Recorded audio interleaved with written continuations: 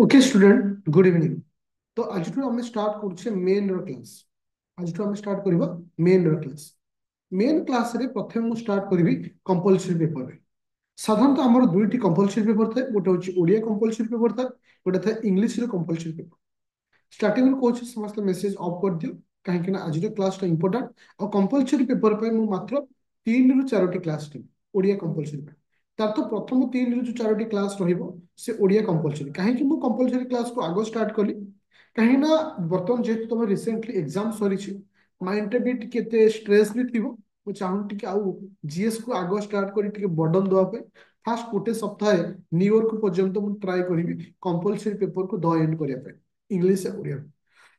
आदर बेनिफिट कौन हो तुम मानकर कंपलसरी पेपर भी हो गला, तुम मानकू स्टडी मटेरियल भी देदेली, तुम तुम माने फ्री टाइम बाहर करी ताको प्रैक्टिस कर। आउ थे कही दूसरी कंपलसरी पेपर हो तुम 250 मार्क ओडिया हो इंग्लिश हो। तुमको पास करने 25% मार्क दरकार। पास कर एटा के काउंट करा जाए, एटा केवल क्वालिफाइंग मार्क। तुमको 25 दरकार क्वालिफाई करने 25% करदेला बर्तमान रेडी अच्छे समस्त ओडिया क्लास को स्टार्ट करबा। मैक्सिमम 3टी क्लास मिनिमम दुई सॉरी मैक्सिमम 4टी क्लास मिनिमम 3टी क्लास हमें नबा। ओके प्रथमे मु तुमको शेयर करुच्ची पूर्व वर्ष क्वेश्चन। प्रथमे मु तुमको शेयर करुच्ची पूर्व वर्ष क्वेश्चन। ये जो नुआ पैटर्न आसला परे ये होची पूर्व वर्ष क्वेश्चन। नुआ पैटर्न आसला परे ये होची पूर्व वर्ष क्वेश्चन। तो प्रथमे हमको देखिबार अछि जे एक्चुअली ओडिया रो पैटर्न कोन को टाइप रे आसे। केही भी काइंडली मेसेज करबनी गोटे छुटिया रिक्वेस्ट मोर। काहेकि ना बेले बेले कोन हुए टिके मु अधिक रागी गले तुम मान किसी कही दउछि परवर्ती अवस्था तुम मान मन दुख करे सारे आपण एते पिलांग सामने हमको रागिले गाली गले। तो से टाइम रे मु जितबे मु रागी जाए काहे रागे से तुमरो हरकत पाई मु रागे। केबे मु तुमको इंटेंशनली किसी गाली करबा सेमति किछि मो नथा। फिलहाल जदि तुमको मु कहूछि जे मेसेज करनी काइंडली करनी काहे ना बाय चांस मु रागी जदि किछि कहि देली। ओके चल।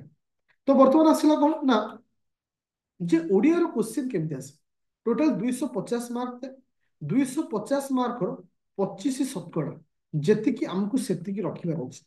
एक्चुअली एठी हाँ एक्चुअली एठी प्रॉब्लम कौन एठी प्रॉब्लम होची 25 शतकड़ाटा जेहेतु लिटरेचर शब्द ना हमको हाराहारी 200 पाखापाखि क्वेश्चन करिया पड़िबो।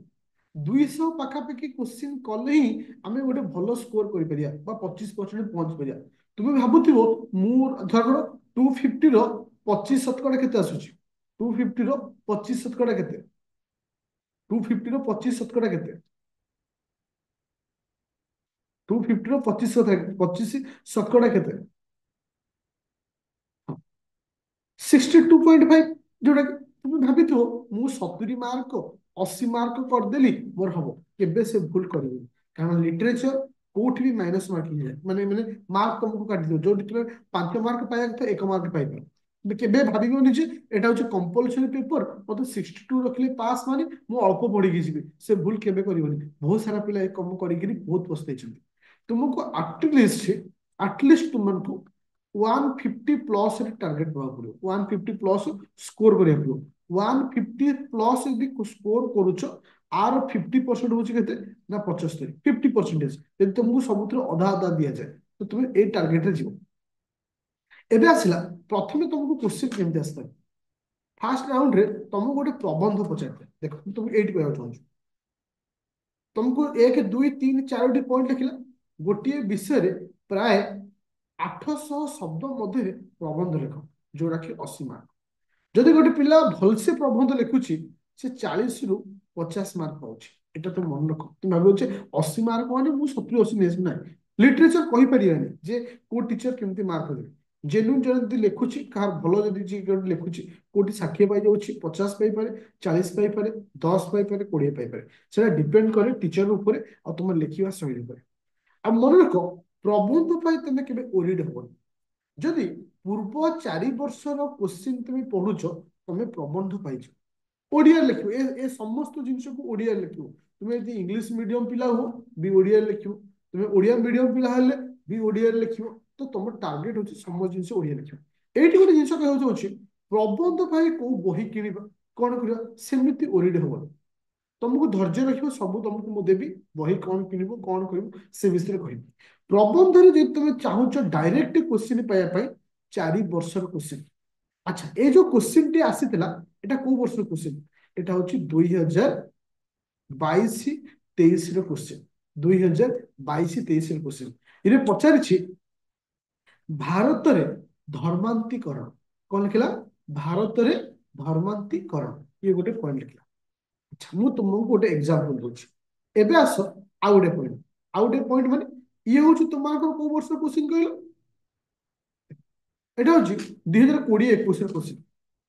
एटा होची तुमाकर 2020-21 रो क्वेश्चन, मतलब फुल मार्क था 300। भारत रे धर्मांतीकरण बुझी पाइले समस्त? किछ किछ पिला माइंड डाउट हो जे सर के सब को क्वेश्चन को रिपीट हो, डेफिनेटली रिपीट हो, लिखिकी रख अछि। कंपेयर करो ओपीएससी ओएस 4 वर्ष क्वेश्चन जो चारोटी भितर तो डेफिनेटली गोटे पाइछ, डेफिनेटली पाइबार चांसेस 90%। जदि बा पाउना बुलेई बंकी रो मधे पाइछ, जदि बा पाउना बुलेई बंकी रो मधे पाइछ। स्वास्थ्य और प्रदूषण ये गोटे तुमको परिवेश ऊपर गोटे क्वेश्चन अछि, तुम देखो तुमको मु देखौछि।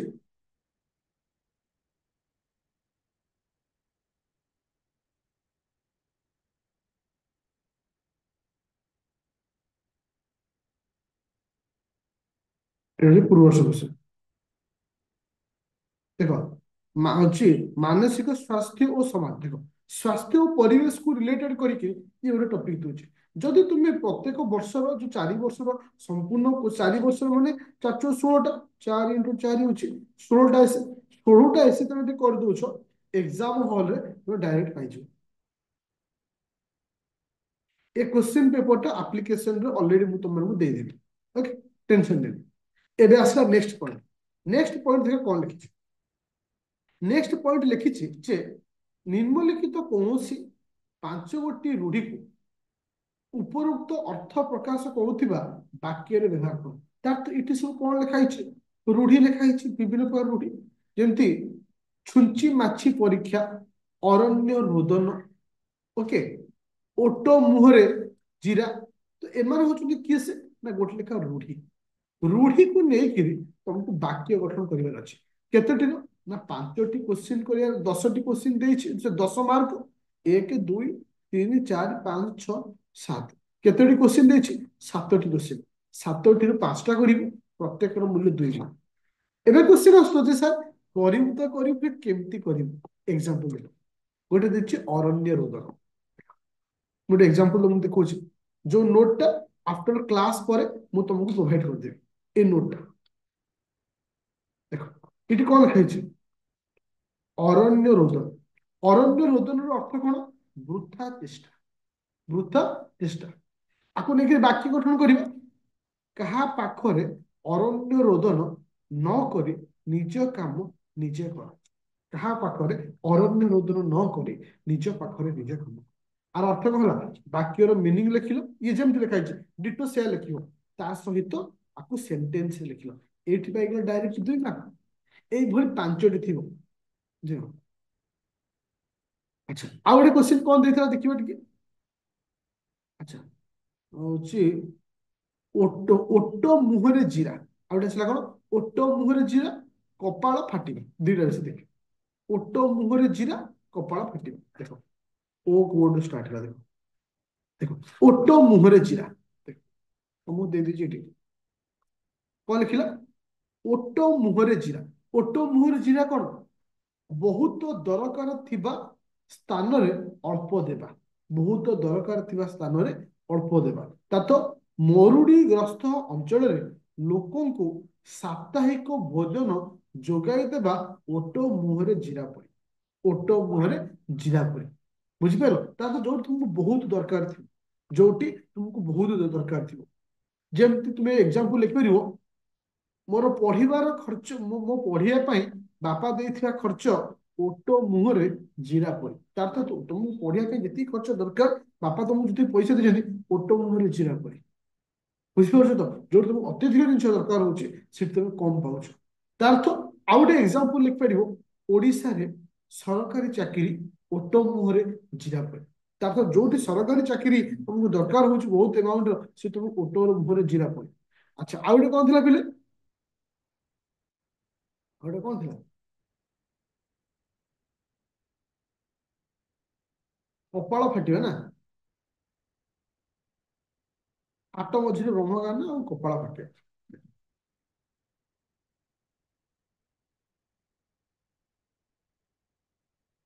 କପାଳରେ ହାତ ଦେବା ବା କପାଳ ଫାଟିବା। କପାଳ ଫାଟିବାର ଅର୍ଥ କଣ ଠିକ କହିଲୁ? କପାଳ ଫାଟିବାର ଅର୍ଥ କଣ? କପାଳ ଫାଟିବାର ଅର୍ଥ କଣ? କପାଳ ଫାଟିବାର ଅର୍ଥ କଣ ଠିକ କହିବୁ?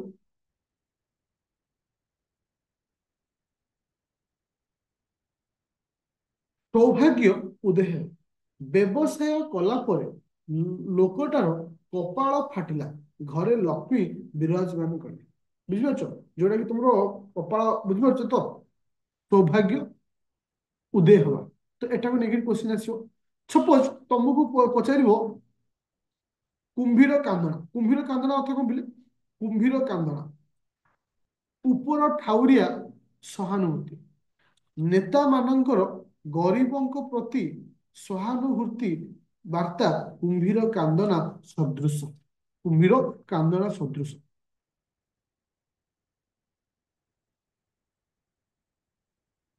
ଏଭ୍ରିୱାନ କ୍ଲିୟର ଯେ ବୁଝିପାରିଲୁ କଣ? ମିଛ ପ୍ରତିଶ୍ରୁତି। ଯାହାକୁ କୁମ୍ଭୀର କାନ୍ଦଣା ବୋଲି କୁହାଯାଏ। ମିଛ ପ୍ରତିଶ୍ରୁତି ବୋଲି କହିପାରିବ। କୁହୁଡ଼ି ପହଁରିବା। କୁହୁଡ଼ି ପହଁରିବା ଅର୍ଥ?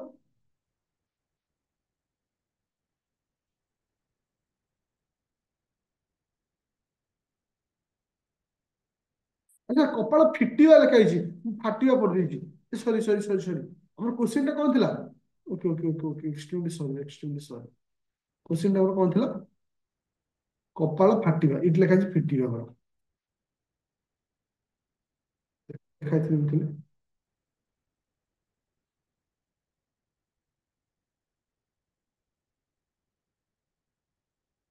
ସେଇ ହିସାବରେ ହବ।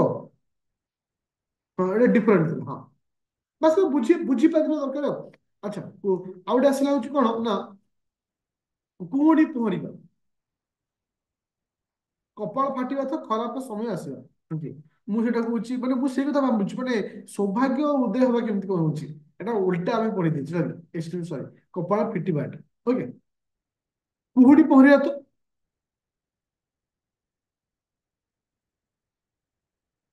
କୁହୁଡ଼ି ପହଁରିବା ବୃଥା ପରିଶ୍ରମ। ବୃଥା ପରିଶ୍ରମ। ଓକେ, ତମେ ତାକୁ ଲେଖିପାରିବ ବୃଥା ପରିଶ୍ରମ ନେଇକି। ଆଚ୍ଛା ଆଉ ଗୋଟେ ଆସିଲା କାଠିକର ପାଠ। କାଠିକର ପାଠ ତ? କାଠିକର ପାଠ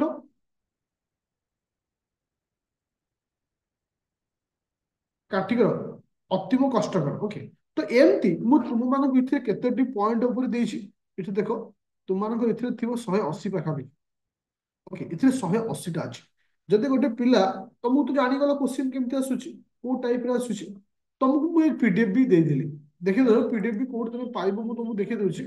ଯୋଉମାନେ ପୁରୁଣା ବ୍ୟାଚ୍ ଜଏନ୍ କରିଛ ବା ଯୋଉମାନେ ନୂଆ ବ୍ୟାଚ୍ ଜଏନ୍ କରିଛ ବା ମେନ୍ ବ୍ୟାଚ୍ ଜଏନ୍ କରିଛ, ଏଇ ଯୋଉ 3900 ଅନୁଷ୍ଠିତ 2025 ପିଲା, ଏ ମେନ୍ ବ୍ୟାଚ୍ ଆଉ ପୁରୁଣା ପିଲା, ଏମାନଙ୍କ ଫାଇଲକୁ ଓପନ କରିବୁ। ମେନ୍ ଫାଇଲକୁ ଓପନ କରିବୁ, ତା ଭିତରେ ଲେଖା ହେଇଥିବ କମ୍ପଲସରି ପେପର ଓଡ଼ିଆ। ଗୋଟେ ଫାଇଲ କରିକିରି ଏ ସମସ୍ତ ପିଡିଏଫ୍ ଆଉ ତା ସହିତ ତୁମମାନଙ୍କର ଦେଇଦେବି କଣ ନା ତୁମମାନଙ୍କର ଆର ରେକର୍ଡିଂ କ୍ଲାସ୍। ଓକେ, ବୁଝା ପଡିଲା ସମସ୍ତଙ୍କୁ ଏ ପର୍ଯ୍ୟନ୍ତ? Everyone clear? ଫାଷ୍ଟ ଯୋଉ ଆମେ ଦୁଇଟି କୋଶ୍ଚିନ୍ ଯୋଉ ଡିସ୍କସନ କଲେ, କୋଉ ଟାଇପର ଏ କୋଶ୍ଚିନ୍ ଆସିବ ପୁରା କ୍ଲିୟର?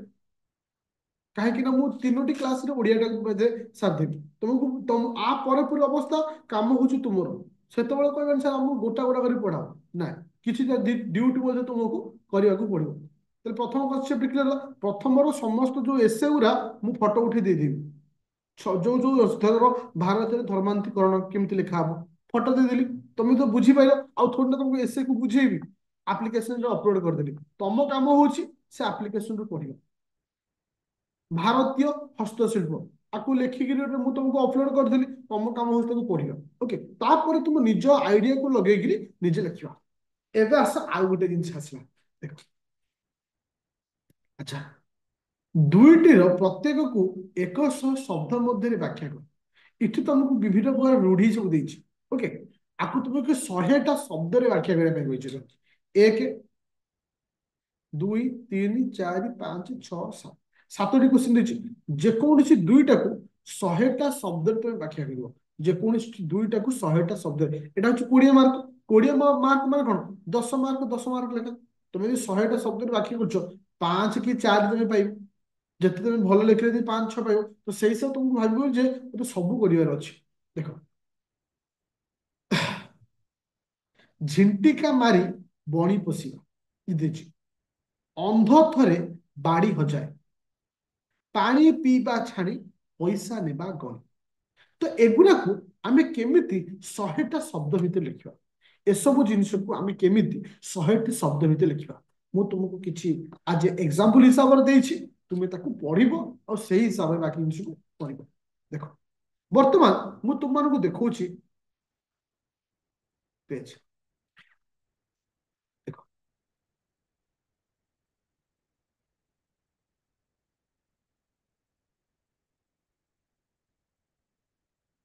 ଦେଖ, ଅଖା ଧୋଉଥିବ ଗୁଣ ଗାଉଥିବ, ତା ଉପରେ ଗୋଟେ ଛୋଟିଆ ଇ ପଏଣ୍ଟକୁ ଲେଖା ହେଇଛି।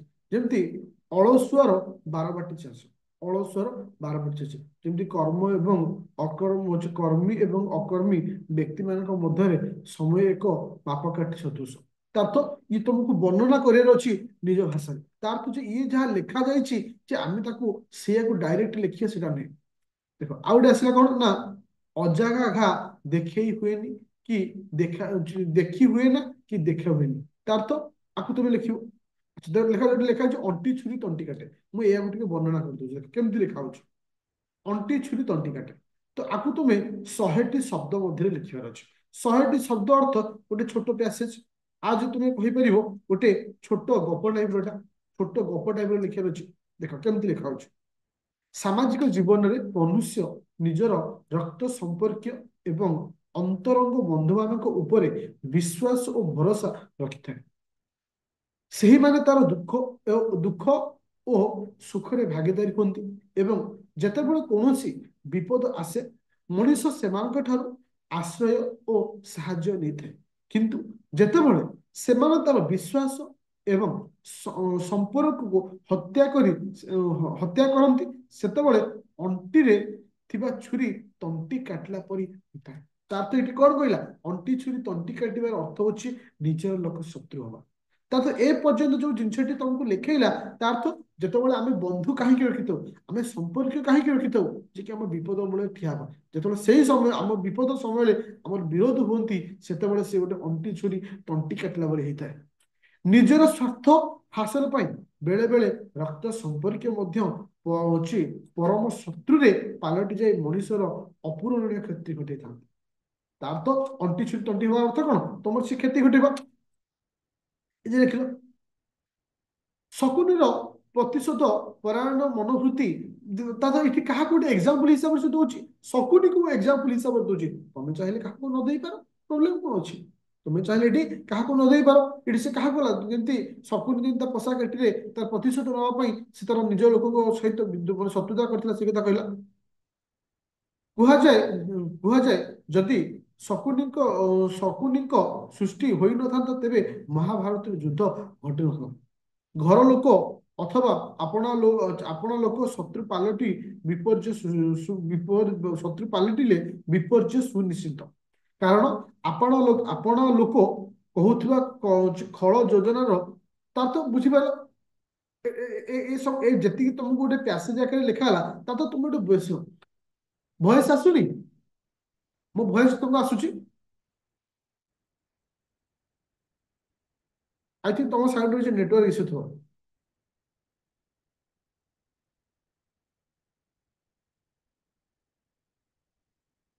ତ ହଁ, ତ ତା ଅର୍ଥ ଇଏ ଗୋଟେ ଜିନିଷଟିକୁ ମୁଁ ଗୋଟେ ଛୋଟ କବିତା ମାଧ୍ୟମରେ ବା ଛୋଟ ଗୋଟେ ପ୍ୟାସେଜ ଆକାରରେ ତୁମମାନଙ୍କୁ ଲେଖେଇଲି। ତା ଅର୍ଥ ଯେତେବେଳେ ତୁମକୁ ମଧ୍ୟ ଯେମିତି ଅତି ଭକ୍ତି ଚୋର ଲକ୍ଷଣ, ଅତି ଭକ୍ତି ଚୋର ଲକ୍ଷଣ। ତା ଅର୍ଥ ଅତି ଭକ୍ତି ଚୋର ଲକ୍ଷଣର ଅର୍ଥ କଣ? ଅତି ଭକ୍ତି ଚୋରର ଲକ୍ଷଣର ଅର୍ଥ କଣ? ପ୍ୟାସେଜ ଆକାରରେ ଲେଖିବାକୁ ପଡିବ। ଇଏ ଯେମିତି ଲେଖା ହେଇଛି ସେଇଭଳି ଲେଖିବାକୁ ପଡିବ। ଆକୁ ତ ପଏଣ୍ଟ କରି ଲେଖିବନି। ଅତି ଭକ୍ତି ଚୋର ଲକ୍ଷଣ ଅର୍ଥ କଣ?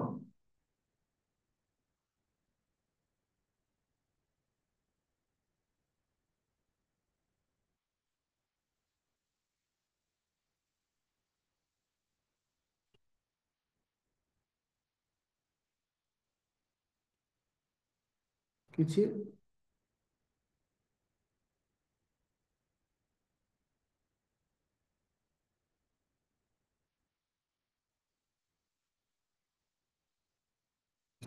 ଠିକ ଅଛି। ଅତିଭକ୍ତି ଚୋର ତୁମେ ଦେଖୁଥିବ, ଅତିଭକ୍ତି ଚୋର ଲକ୍ଷଣ ଅର୍ଥ କଣ? ତୁମେ ଦେଖୁଥିବ ଯୋଉମାନେ ତୁମକୁ ମାନେ ଅତି ତେଲଉଥିବେ, ମାନେ ମାନେ ତୁମକୁ, ହଁ, ନିଜର ସ୍ୱାର୍ଥ ପୂରଣ କରିବା ପାଇଁ ତମ ପାଖରେ ସେ କଣ କରୁଥିବେ, ମାନେ ତମକୁ ପ୍ରଶଂସା କରୁଥିବେ, ମାନେ ତମକୁ ଅଯଥାରେ ପ୍ରଶଂସା କରୁଥିବେ। ତା ଅର୍ଥ, ହଁ, ଅସ୍କା ମାରୁଥିବେ, ଓକେ। ସେମାନଙ୍କୁ ହିଁ କୁହାଯାଏ ଅତିଭକ୍ତି ଚୋର ଲକ୍ଷଣ। ଏବେ କିଛି ପିଲାଙ୍କ କୋଶ୍ଚିନ୍ ଆସୁଛି, ସାର୍ ଏଥିରେ ଯାହା ଲେଖା ହେଇଛି ଆମେ କଣ ସେୟା ଲେଖିବୁ? ନା, ସେୟା ଲେଖିପାର, ଯଦି ସେୟା ଲେଖିଲ ଘୋଷିଲା ଭଳିଆ ହବ। କିନ୍ତୁ ତମେ ଆକୁ ଲେଖିବ କେମିତି? ତମେ କଣ କରିବ ଦେଖ, ଏଟା କେମିତି ଇମ୍ପ୍ରୁଭମେଣ୍ଟ ଏଗୁରା ସବୁ ଲେଖାଯାଏ, ଏମିତି କରାଯାଏ। ସପୋଜ ମୁଁ ତମକୁ ଆର ପିଡିଏଫ ଦେଇଥିଲି, ତମେ କଣ କଲ, ସପୋଜ ଆଜି ରାତି କିମ୍ବା ଗୋଟେ ଦିନରେ ବସିଲ, 5-6ଟା ବିଷୟ ପଢିଲ। ହଁ, ମାନେ ନିଜ ଭାଷାରେ ଲେଖିବ। ଧରକର ଆକାଶ କଇଁଆ ଚିଲିକା ମାଛ, ତମେ ଆଗ ସବୁ ପଢିଦେଲ, ଥରେ ଲେଖିବାକୁ ଟ୍ରାଏ କରିବ। ତୁମେ ଖାଲି ପଢିଦେଇ ଭାବିଦବ ଯେ ମୁଁ ପଢିଥିଲି ମୋର ହେଇଯିବ, ଏଟା କେବେ ବି ନୁହେଁ। ତମେ 5-6ଟା ଲେଖିବ।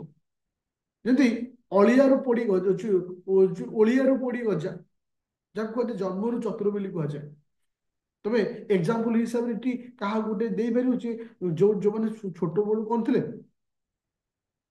ଚତୁର ଥିଲେ, ଜନ୍ମ ଓଳିଆରୁ ପୋଡି ଗଜା ବୋଲି କହିପାରିବ। ତ ଏସବୁ,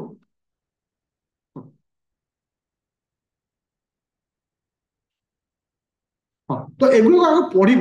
ନ ପଢିକି ଭାବିବ ଲେଖିବା ପାଇଁ, ତାହେଲେ ଭଲ ଲେଖା ହବନି। ପ୍ରଥମେ ତମେ କଣ କରିବ, ଆକୁ ସମ୍ପୂର୍ଣ୍ଣ ଜିନିଷ ପଢିବ। ପଢି ସାରିଲା ପରେ କିଛି ଜିନିଷ ତମେ ଟ୍ରାଏ କରିବ ଲେଖିବା ପାଇଁ। ବୁଝା ପଡିଲା? ଲେଖିବ ତାହେଲେ କାହାକୁ, ନା ପୂର୍ବର ଯୋଉ କୋଶ୍ଚିନ୍ ଆନ୍ସର ଆସିଛି, ପୂର୍ବର ଯୋଉ କୋଶ୍ଚିନ୍ ଆନ୍ସର ଆସିଛି। ତାହେଲେ ପୂର୍ବରୁ ସବୁ କଣ କଣ କୋଶ୍ଚିନ୍ ଆସିଥିଲା, ମୁଁ ଟିକେ ଦେଖେଇ ଦଉଛି ଆଉଥରେ। ଯେମିତି ଆପଣା ସିଙ୍ଗରେ ସିଙ୍ଗରେ ଭୁଇଁ ତାଡିବା, ତାର ଅର୍ଥ ଆପଣା ସିଙ୍ଗରେ ଭୁଇଁ ତାଡିବା ଅର୍ଥ, ତାର ଅର୍ଥ କଣ? ନିଜ ସିଙ୍ଗରେ ନିଜ ପ୍ରତି ଯୋଉ ସକ୍ଷମତା ଅଛି ସେକୁ ନେଇକି ଆଗକୁ ଯିବା, କାହା କଥାରେ ଭାସି ଯାଇକିରି ଆଗକୁ ଯିବା। ଏହାକୁ ନେଇକି ନିଜ ଭାଷାରେ ଲେଖିଲ। ଝିଣ୍ଟିକା ମାରି ବଣି ପୋଷିବା, ଅନ୍ଧ ଥରେ ବାଡି ହଜା। ଅନ୍ଧ ଥରେ ବାଡି ହଜା ତମର ତ ପ୍ରିଲିମ ଏକ୍ସାମକୁ ନେଇକିରି ତମେ କହିପାରିବ। ପ୍ରିଲିମ ଏକ୍ସାମ, ଥରେ ମୁଁ ମାନେ ପ୍ରିଲିମ ଏକ୍ସାମ ଯୋଉଟା କି ତମେ ଯୋଉ ଭୁଲ କରିଛ, ଥରେ ଭୁଲ କରିଛ, ଆଉ ଜୀବନରେ କେବେ ଭୁଲ କରିବିନି। ପାଣି ପିଇବା ଛାଣି ପଇସା ନେବା ଗଣି, ବୁଝିପାରୁଛ?